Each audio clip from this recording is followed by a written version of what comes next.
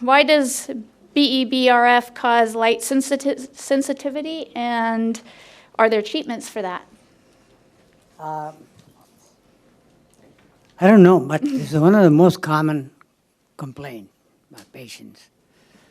And it's probably one of the theories about dystonia is there's nothing wrong with the basal ganglia, but there's abnormal input to the basal ganglia. So programs that are approved by the basal ganglia end up causing the dystonia.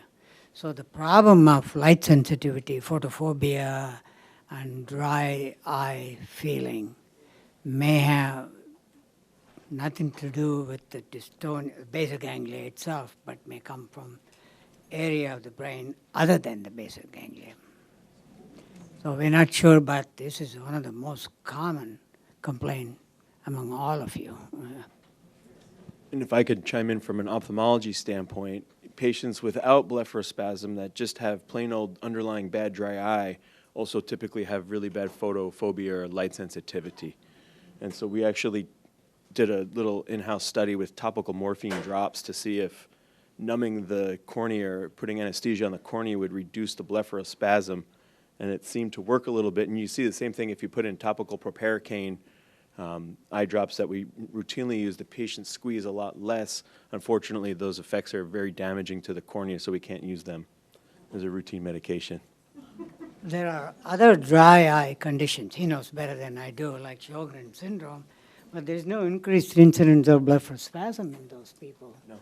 So there's something more to it than just the eye. The command is coming from somewhere else. Okay, this is a question for Dr. Oberg, and because I'm not familiar with the procedure, I'm going to have you read the question. I hope I can read it.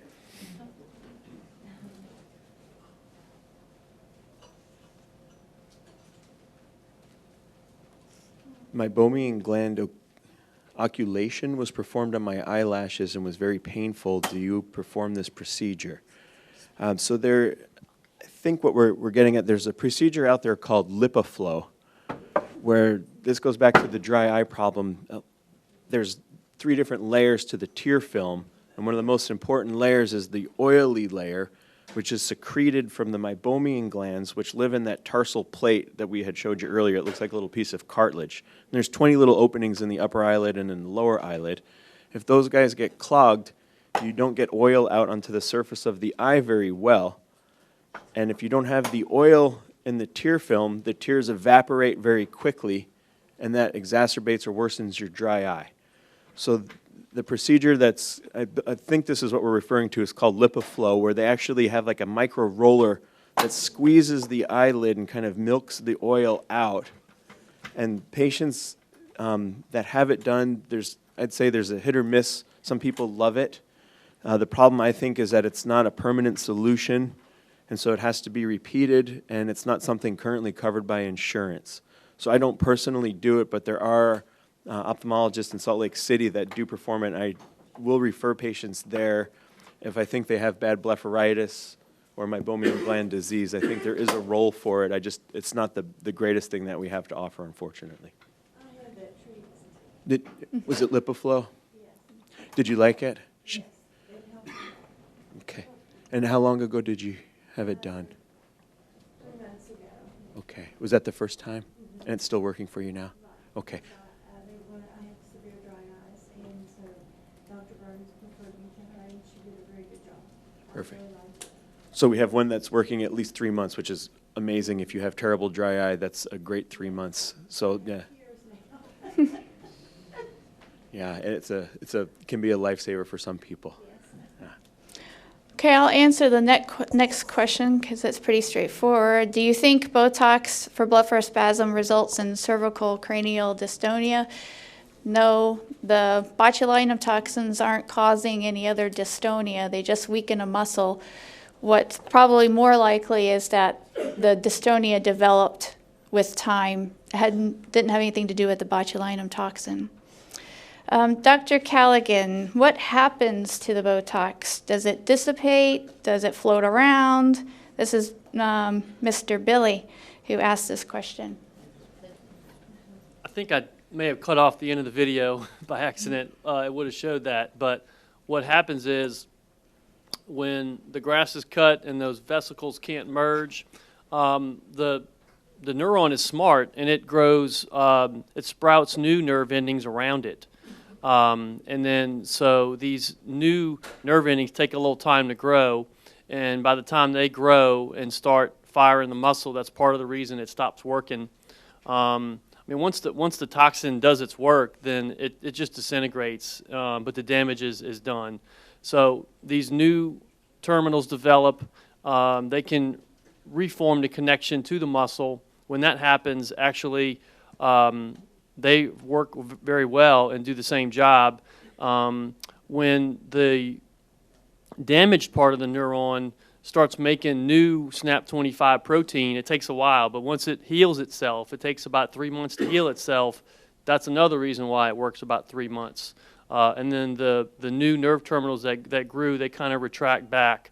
So they just grow temporarily and they retract. So the toxin doesn't stay around long, but it does its damage, and it takes 3 months for the nerve to heal and make new proteins that were cleaved and damaged. Dr. Rao, you got some crazy questions. No, this one's not crazy. This one's, what is the relationship between vertigo and blepharospasm?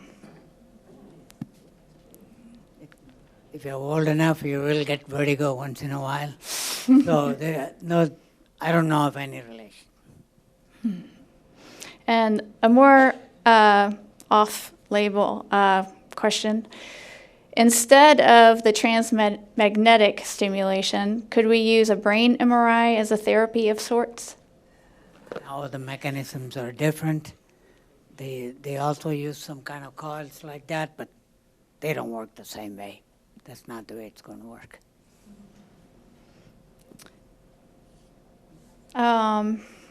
Dr. Calegan, what's the training and instructions for doctors to administer Botox or botulinum toxin? What docs can perform botulinum toxin? And all patients to Calegan. This is an area that definitely has some clinical overlap in different specialties. You have neurologists certainly injecting a lot of muscles in different areas. Almost all the indications mentioned above are done by neurologists, but certainly good ophthalmologists can do the eyes. You have GI doctors that might learn in their training to inject it into the lower esophageal sphincter muscle.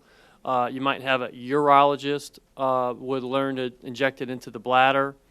So it depends on what area of the body. ENT may inject it into the larynx for the spasmodic dysphonia, the vocal cord muscles. But there's some overlap. It depends on what part of the body you're talking about. And that's really the answer. Dr. Oberg, what is the total downtime from myectomy, and do you often explain all of the options to the patient? I'm going to answer that in reverse. The only option is surgery when you're in my office. No, I'm kidding. So we try to talk about everything. Sometimes it's a challenging thing. If we see a lot of patients from not just out of state, but out of country. And so it's kind of hard sometimes for us to get a full background to know who was doing the injecting, what kind of pattern they were using, what strength they were using. Because there's such a wide variety in injectors. And you guys are looking at the experts up here. There's a lot of people that say like, oh, I can inject Botox, and they have no idea what they're really doing. And so trying to figure that out, it can be a tough thing for us sometimes. But we do try to consider all of the options, and then especially with all of the different sort of less invasive surgical options that we have, like punctal occlusion to help with the dry eye, maybe just a minimal blepharoplasty. If we are doing a full myectomy, or excuse me, a limited myectomy, but both sides, the downtime can be pretty extensive. We leave the eye patched for 3 or 4 days, and then do the other eye, leave that eye patched for 3 or 4 days. Patients are typically pretty bruised and swollen for a good 2 weeks, where it looks like we kind of put you to sleep and just boxed you, and you didn't get a chance to fight back. The other thing that we're dealing with is because we've taken out the muscle that closes the eye, until the system kind of wakes back up, patients can have a lot of trouble closing the eye all the way, which is called lag ophthalmos, which can lead to pretty bad dry eye. So that's where most people are running into trouble in the recovery period, is now their eyes are almost too open and they're drying out, and it takes a while for that kind of thermostat to reset itself. So I'd say 2 weeks is usually the worst of it, where it looks like you're in a bad fight. And then after that, it's kind of a slow, gradual thing. But, you know, we tell patients that it's going to be closer to 6 months before we kind of see the final results of what we're going to be dealing with. And we also recommend that we hold off with further Botox until that point. The other part of that same person's card was asking about Dr. Acosta, who I don't think Dr. Oberg would know, but he's an ophthalmologist on the North Shore who does a lot of Botox injections. North Shore is across the lake, if you're not from here. Who does a lot of botulinum toxin injections, and he's really good at that. I don't think he's an oculoplastic surgeon, though. No. Okay. Yes. Yes. Oh. Okay. Hey, taught me something today. Yes. All right, and I'll answer this question. It was aimed at Calegan, but maybe I can steal it from you. Lidocaine cream is great to avoid pain of injections. Why do some doctors not use it? And I'll answer that because while I was training under Dr. Rao, I often thought, why didn't he do that? I mean, it's so painful, and watching him give it, and thought, God, he's so insensitive. And and then I tried it on a few people, and it was a total waste of time. Meaning that even for the biggest complainers, or the ones that feel the most pain, it didn't really help a whole heck of a lot. Now, maybe this person would argue with me that it helped them, but in general, most people say it's just faster to just do it and get it done with, and then you're over. Plus, we're injecting really close to the eyeball, and it can irritate the eyeball if it touches it. I mean, we're injecting so close. It's just really hard to get it there without getting in the eye. Here is a question for you, Dr. Calegan. Any reason to switch from Botox to Xeomin? Price. Xeomin's cheaper. Dysport's a little cheaper too, so that's one big reason. I use all three type A toxins pretty much interchangeably. I think they all work about the same. There's very minor differences. Xeomin, the one thing also that's different about Xeomin is it doesn't have the associated proteins with it in the vial. That makes it a little bit cleaner, although that's probably not relevant since antibodies are so rare these days. All three type A toxins, very low protein load, very low rates of getting antibodies.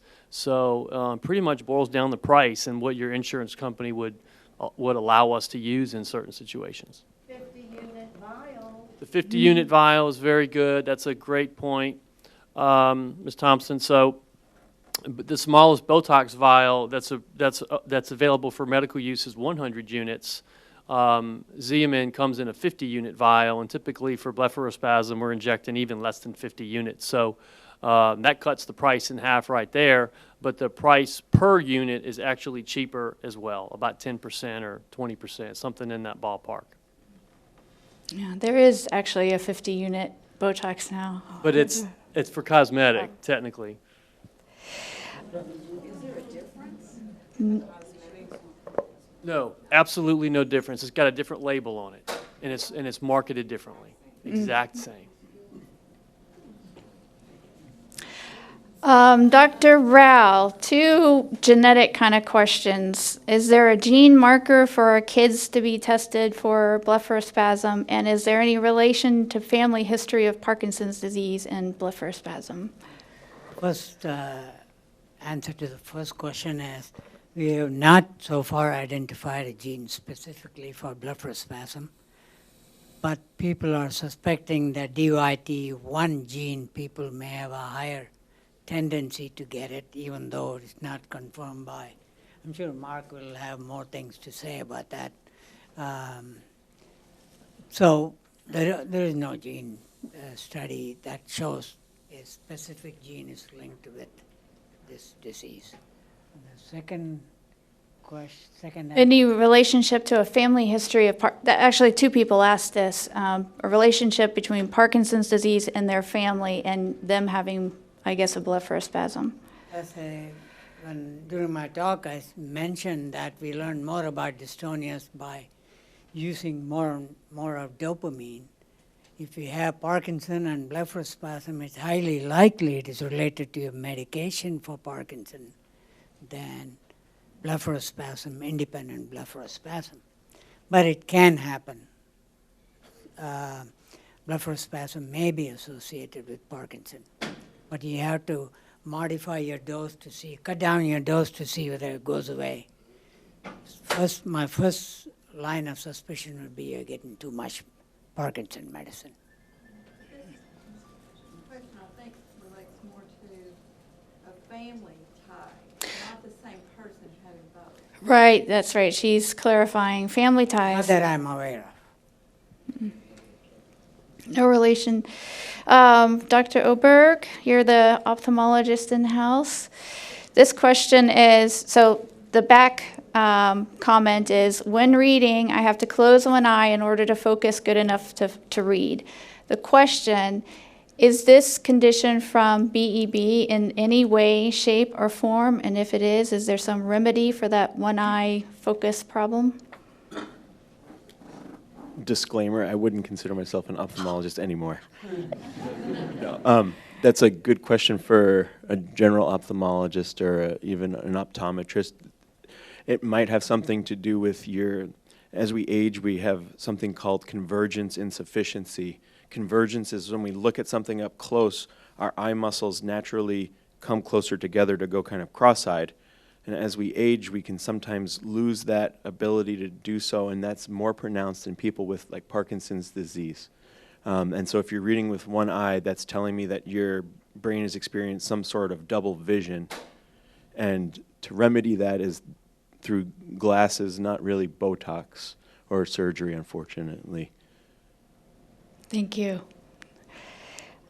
Dr. Calegan, I can probably help answer this too, and Rao can answer this too. What is the most amount of units you have ever injected into the masseter, and I assume one masseter at a time, for Mesh syndrome? I have one person who I inject who is an extreme outlier, has severe mandibular dystonia, has had 3 full mouth reconstructions because of it, and she gets about 4 or 5 times more than I give anybody else. She gets about 150 units in the masseter muscle, but most people get, way less than half of that. Right, Jay? Yep, about 100, 150. Not more than that, then the jaw will open up and you got different kind of problem. So I'm going to throw this one out there because I don't know who might be able to answer this. Does Ambien cause myoblock to be less effective? Crickets. Don't know. Yeah. So No idea. there is a side effect of Ambien that can sort of bring out or worsen ocular myasthenia gravis, which is a sort of a drooping of the eyelid. So if that patient has an underlying myasthenia gravis disorder, then Ambien theoretically could worsen the blepharospasm because they'd have more of an inability to open the eye. Okay, and I think this is going to be the last question because a lot of these other questions we've either answered in our presentations or they are very specific to the person who's asking them, and maybe they're better one-on-one. But this last question is, I think, a really good one. We have heard about the use of oral medications as adjunct therapy to botulinum toxin, specifically the benzodiazepines such as clonazepam and lorazepam, etc.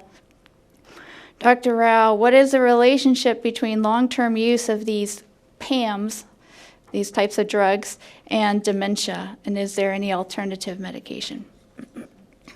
The this class of drugs do not cause dementia by themselves, but it may make you dull and drowsy, not interact with the surroundings, not learn new things, just isolate yourself. So it may be an indirect effect of your non-participation in life rather than directly causing dementia. But artane has been suspected to increase the accumulation of beta amyloid. So I want you to avoid artane taken for any reason, whether it's Parkinson or dystonia. Yeah, before Botox came around, we exclusively used these medications to treat dystonias like blepharospasm. The problem is they help usually on the order of magnitude 10, 20, 30%. They don't make it go away. They can take the edge off, and the meds have a lot of side effects, like Dr. Rao pointed out. They have addictive properties.